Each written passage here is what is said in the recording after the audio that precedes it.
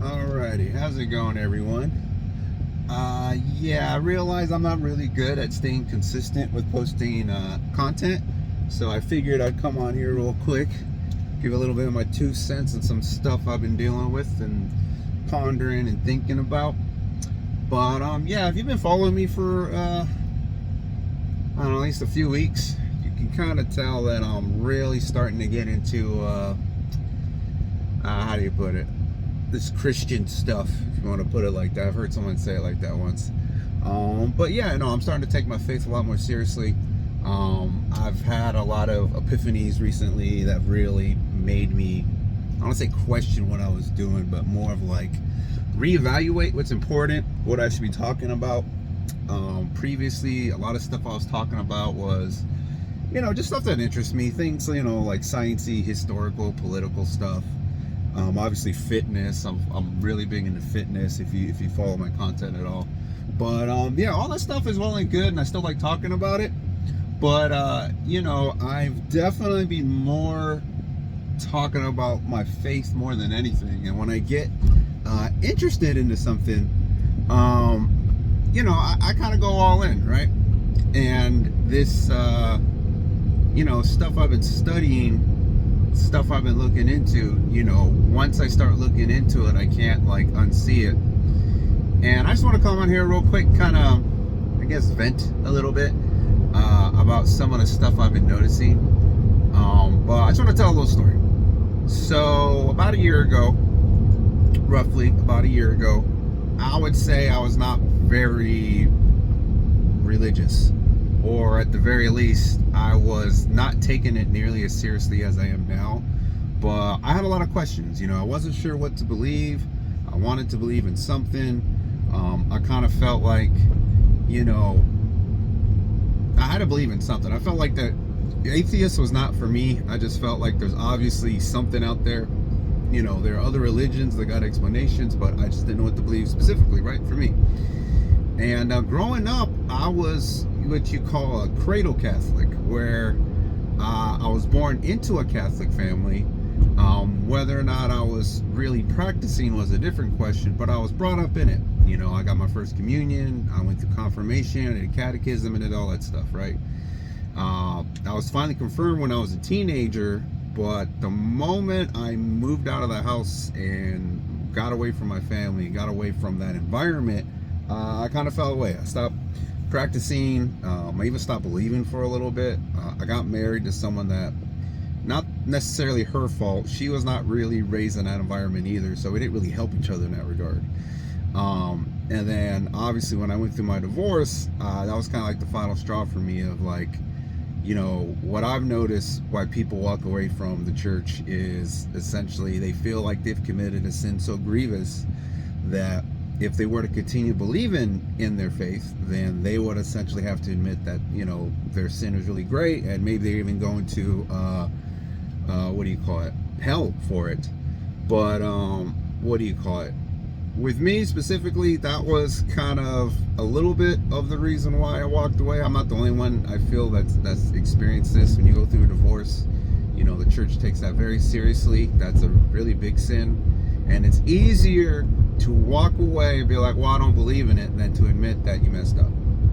So, I walked away. I kind of went on a search for truth, I guess, in my head, something to believe in. I started going down that kind of new agey path, that new kind of looking into astrology and numerology and very twisted version of history on where a lot of beliefs came from. And I was convinced, I was honestly really convinced that Christianity was not the truth, that it was a twisted reality, and that people that were Christian were misled. I honestly believe that for a little bit. And ironically, 2020 happened, and even though I was pretty confident what I believed in, I was still open to change. I came across things that really opened my eyes. It wasn't necessarily things that proved Christianity was true, but let's just say 2020 opened a lot of people's eyes, and I began to realize that a lot of people in charge of this world are really evil people. Very evil people, and it became very clear that a lot of them powerful, wealthy people on the planet worship the devil. And it really makes you think when it becomes very clear and obvious that there is a huge, I don't want to say conspiracy, but kind of world behind the world where it's very obvious that they are satanic and they worship the devil. It makes you think, if they worship the devil's real, then God must be real. If they attack Christianity, maybe Christianity's correct. So how do we look at it? And about June of last year, I decided to read the Bible from the beginning because I was looking for answers. I was going online, I was reading forums. And one thing that really turned me off from Christianity, in the beginning, was just how there was so many different types of Christians, and that they couldn't agree on anything. They couldn't agree on what church to go to. They couldn't agree on what version of the Bible to read, how to interpret verses. Like, there was no agreement across the board on a lot of these things, and that was a big turnoff for me. I'm like, if it was true, why is it so diverse? Why are Christians fighting Christians? That don't make sense to me, right?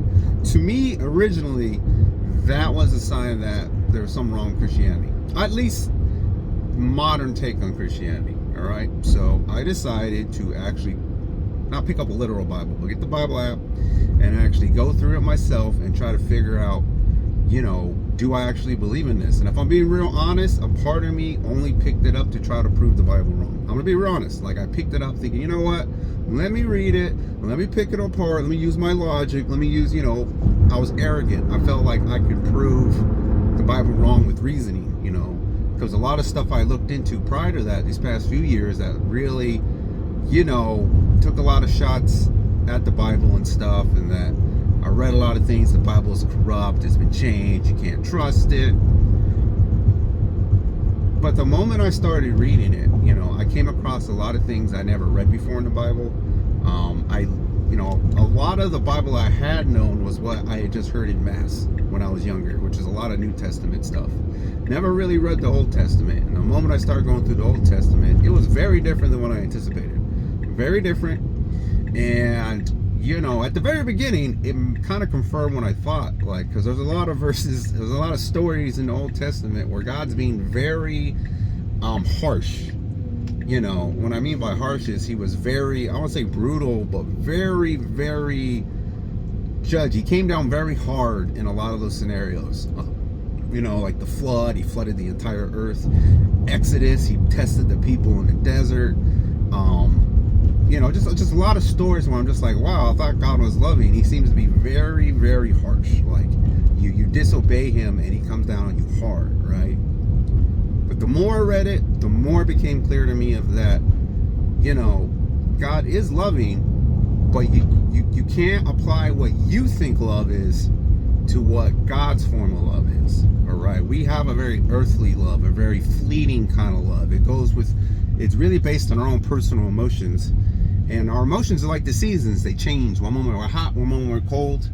But God, Jesus' love is divine. It is eternal, meaning he is always going to love us to the max. And to love someone doesn't mean being nice. It doesn't mean doing what you think someone wants from you. It's most of the time, it's doing what is right by them, even if it's something they don't want to hear, or they don't want to do, or they don't want to commit to. All right, he can't base his love off our own human understanding of love. What you come to understand is if you take it serious, you take notes and you reread the verses over and over again, it becomes very clear that God's love is not like our own love. His love is like a very strict parent, like a very strict parent that only does things out of love, to the point to where,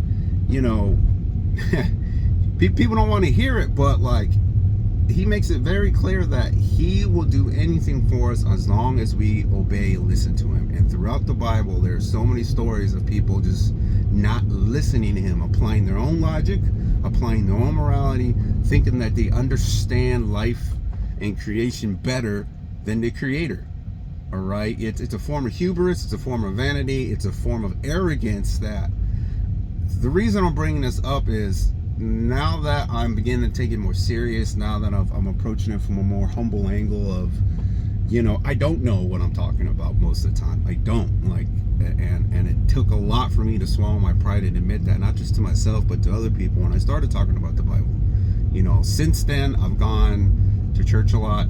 I've gone to Bible studies. Most of my stuff on Instagram and YouTube used to be about the most random crap. Now it's like 95% Christian related content, and most of it is I'm testing myself.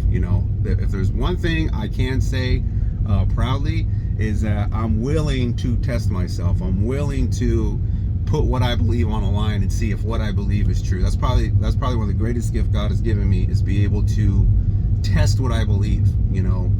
And once I let my guard down and my pride, I've just been getting revelation after revelation after revelation, epiphany after epiphany after epiphany, and it's just been nonstop for like these past few months, and it's even been more so these past few weeks, to where something I believe now I wouldn't have believed just a few months ago.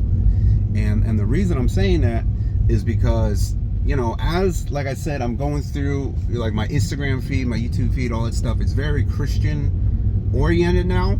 So I'm reading through comments. I'm trying to get the gist of like what a lot of people believe.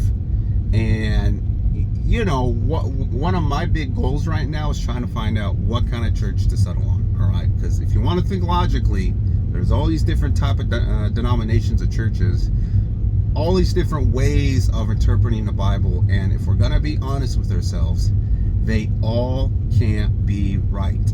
They all can't be right. I mean, there's a lot of things they have in common, but the things they have different, one of them is right, one of them is wrong. They can't both be correct. We have to come to terms with, there is a right way of looking at Christianity and there is a wrong way. All right, if we look at it through that point of view, then one of the most important things we can do as Christians is figuring out, okay, what is the correct interpretation of the Bible? What is the most accurate Bible version to read? These are very important, like essential questions that we need to be asking ourselves. And to be honest, it's one of those where it's like, if you don't put time and energy into figuring that out, then are you really a Christian? I hate to say that, but like, you would think that'd be the top of your list of things to prioritize. And it's easy for me who I look at myself as someone that, even though I went to church a lot when I was younger, I kind of view myself as being new to the faith, because I really did just start doing this again recently. But because I'm still kind of fresh and my motivation and zeal is really strong right now, I just gotta come out and say, reading through a lot of the comments, it seems like people, even if they believe they know what they believe, people do not allow themselves to be corrected. People are very arrogant. Even the most diehard Christians, a lot of them, I hate to say it, are arrogant. They're arrogant to the point where they would rather be right than to be in the truth and be proven wrong. All right, if you're not interpreting the Bible correctly, wouldn't you want someone to correct you? People seem to be so quick that they understand things that, I hate to say it, like, what makes you think you understand the Bible to its fullest when you stop and think about it logically? The Bible's been around for how long? Christianity's been around for how long? It's been around for thousands of years. Why wouldn't you go back to the source of the people that basically started the religion? Go off what they were saying, what they were thinking, instead of your own interpretation. Maybe it's just me, maybe it's just my analytical mind, my way of going to the source to figure things out, but it just kind of seems like a lot of people don't do that. They kind of just take it for granted. And I think going forward is, I don't want to say too much on this first video about this subject, but I kind of really want to go into, what is the correct way to approach the faith? What is the correct way to read the Bible? Like, how do you interpret passages? Who do you go to in scenarios where you're not entirely sure who's correct? Because if there's one thing I noticed, is the fact that there's so many denominations, that's not necessarily a good thing. To me, the way I interpret it is, if there's one thing I think all Christians can agree on, is this world is not of God, it is of the devil. All right, that's one point that really got driven home for me, is this world is of the devil. This is his world. He manipulates the masses to do what he wants. And if he was going after the truth and he wanted to keep people from the truth, he would attack Christianity more than any other religion. And it's been proven, like statistically proven, Christianity is the most oppressed religion on the planet. More than Judaism, more than Muslims, more than any other religion. Christianity is oppressed more than any other religion, which is a red flag, meaning, okay, that must be the closest to the truth. With that being said, if the devil wanted to attack the truth, the best way he could do it is to confuse what the truth really is. Honestly, my interpretation is the reason there's so many denominations is because that is the work of the devil. He's worked his way in there just enough to confuse people and have Christians turn against Christians. Instead of people turning to Jesus for the answers, they want to turn to their pastor. They want to turn to their church. They want to turn to basically what they think is correct, instead of going to the source, which is Jesus, and asking him to show them the truth, because he's going to be the one that's going to point you to the truth. All right, he may point you to a specific Bible version, he may point you to a specific church. You just got to be open to it. And with that being said, I think over the next few videos I do, I'm just going to get into it. I'm just going to get into how I feel you should be interpreting it. How do you say it? Like, if you're serious about your faith, what are some things you're going to have to let go? One of the biggest things I had to let go personally was my pride in my own understanding. I used to think I understood the world a certain way, and I've had to unlearn so many things recently. And with that being said, it's one of those where you got to have humility. You got to have patience. You got to have patience. You got to essentially be okay and be ready to let go of things you thought you knew. And with that being said, I think going forward, I'm going to get really deep into a lot of this stuff. I'm going to start fleshing it out, mainly because it's going to help me. All right. I'm not saying I understand everything perfect. I'm not saying that I have all the answers. But what I do see is there are a lot of people walking around with, very closed-minded, thinking they already got the answers, thinking they already have everything. And there's no way that all of you people could be correct, because those people that think they have all the answers and don't want to budge in their beliefs directly contradict another person who acts the exact same way. So one of you have to be wrong, all right? And one of you is going to have to bend, all right?